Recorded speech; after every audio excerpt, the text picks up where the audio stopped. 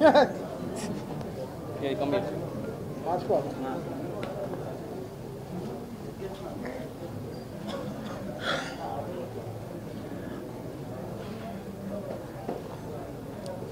అప్పుడప్పుడు కొంచెం బ్లాంక్ అయిపోతాం.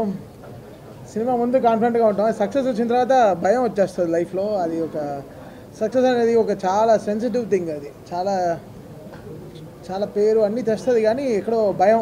మళ్ళీ మనం ఎలా దీన్ని సక్సెస్ని ఎంత జాగ్రత్తగా మనం ముందుకు తీసుకెళ్ళాలనేది.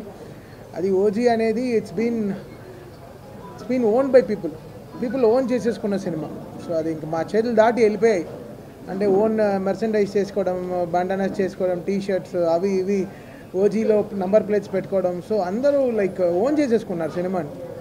అది పవన్ కళ్యాణ్ గారికి ఉండే ఆ పవర్ అది, అంతే. సో ఆ సినిమా ఓన్ చేసేసుకున్నప్పటికీ ఇంకా మా చేయి దాటి వెళ్ళిపోయింది అన్ని విషయాలు. సో ఇంకా మేము జాగ్రత్తగా ఇంకా చేయాలి, ఇంకా దారి లేదు.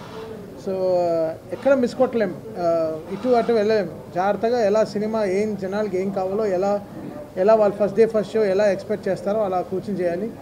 So Sujith like baby bro, like last 2 years the travel with him. చాలా వరల్డ్ అంతా తిరిగాం, చాలా మాట్లాడుకున్నాం ఈ సినిమా గురించి. బికాస్ నాకు డే 1 కథ చెప్పినప్పటి నుంచి నాకు తెలిసి ఈ సినిమా వచ్చిన రోజున it will create an history and will create an hysteria in theatres. అదైతే ఫిక్స్ అయిపోయింది నాకు. బికాస్ పవన్ కళ్యాణ్ గారిని ఈ మోడ్లో చూడడం అనేది ఇట్స్ మై డ్రీమ్. ఇలాంటి ఒక సిగ్మా మోడ్ అంటే ఎలా చెప్పాలి, ఇలాంటి ఒక ఈ మోడ్, ఈ కత్తి, ఈ కటానాలు, ఈ జపాన్, ఈ mode like this what Pawan Kalyan garu loves always కదా. ఖుషీలో చిన్న ఫైటే మనకి ఎంత నచ్చుతుందో అది. సో అలాంటి ఒక సినిమా మొత్తం ఇలాంటి ఒక డ్రాఫ్ట్ పెట్టుకుని తను ఈ కథ చేసినప్పుడు ఇంకా so it's very very happy.